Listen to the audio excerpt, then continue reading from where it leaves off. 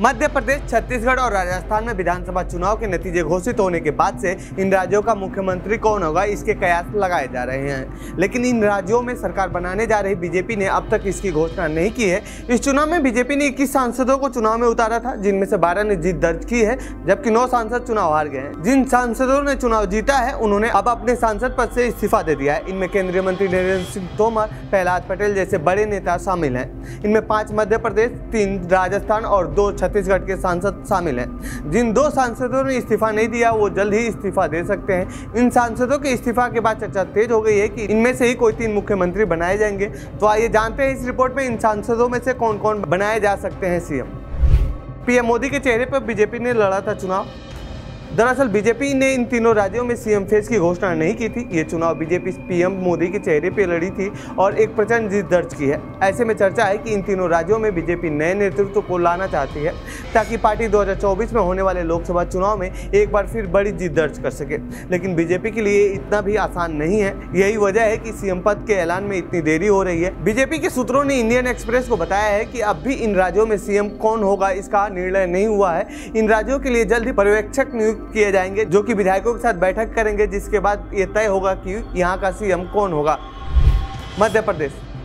मध्य प्रदेश से 5 सांसदों ने इस्तीफा दिया है। इनमें केंद्रीय मंत्री नरेंद्र सिंह तोमर, प्रहलाद पटेल, राकेश सिंह, रीति पाठक और उदय प्रताप सिंह का नाम शामिल है। टिकट वितरण के बाद से ही चर्चा है कि नरेंद्र सिंह तोमर, प्रहलाद पटेल राज्य के सीएम पद के लिए दावेदारी पेश कर सकते हैं। लेकिन इसमें पेच है कि शिवराज सिंह चौहान को बीजेपी चुनाव से पहले जिस तरह से साइड कर रही थी, अब उसके लिए मुश्किल हो गया है, क्योंकि जीत के बाद से उनके द्वारा राज्यों में लागू किए गए स्कीमों की काफ़ी चर्चा हो रही है और माना जा रहा है कि मोदी फैक्टर के अलावा इन स्कीमों की वजह से बीजेपी ने मध्य प्रदेश में इतनी बड़ी जीत दर्ज की है। तो फिलहाल देखने वाली बात होगी कि क्या यहाँ सीएम बदला जाता है। यदि बदला जाता है तो क्या नरेंद्र सिंह तोमर या प्रहलाद पटेल में से कोई एक सीएम बनेगा। राजस्थान सबसे ज्यादा चर्चा राजस्थान के सीएम पद को लेकर हो रही है, क्योंकि बीजेपी ने यहाँ पर भी सांसदों को मैदान में उतारा था। इन सांसदों ने भी अपने पद से इस्तीफा दे दिया है। इनमें दिया कुमारी, राजवर्धन सिंह राठौर और किरोड़ी लाल मीणा का नाम शामिल है।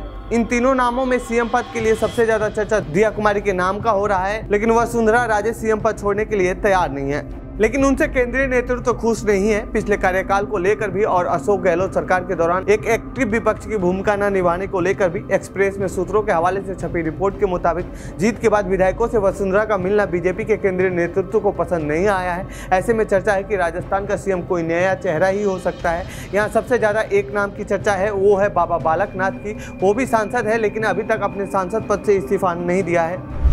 छत्तीसगढ़ में भी सीएम पद को लेकर बीजेपी में रस्साकसी तेज है। यहाँ से भी जीते सांसदों ने अपने पद से इस्तीफा दे दिया है। डॉक्टर रमन सिंह भी सीएम पद के लिए दावेदारी पेश कर रहे हैं। रमन सिंह राज्य के 2 बार मुख्यमंत्री रहे हैं, लेकिन केंद्रीय नेतृत्व यहाँ पर भी बदलाव करना चाहती है। यहाँ पर बीजेपी लोकसभा चुनाव 2024 को देखते हुए आदिवासी और ओबीसी वोटरों को सीएम की कुर्सी से साधने की कोशिश करेगी। यहाँ पर अरुण साहो और गोमती साई का नाम सीएम पद के लिए चर्चा में है। अरुण साहो ओबीसी समाज से आते हैं और उन पर केंद्रीय नेतृत्व भरोसा भी करता है। ऐसे में इन्हें सीएम बनाया जा सकता है। तो वहीं गोमती साई का नाम भी इस्तीफे के बाद चर्चा में आ गया है। साई अनुसूचित जनजाति से आती हैं। युवाओं में इन दोनों नेताओं की अच्छी पकड़ मानी जा रही है। इसके अलावा रेणुका सिंह का नाम भी सीएम की रेस में शामिल है। हालांकि रेणुका सिंह ने अभी तक अपने सांसद पद से इस्तीफा नहीं दिया है।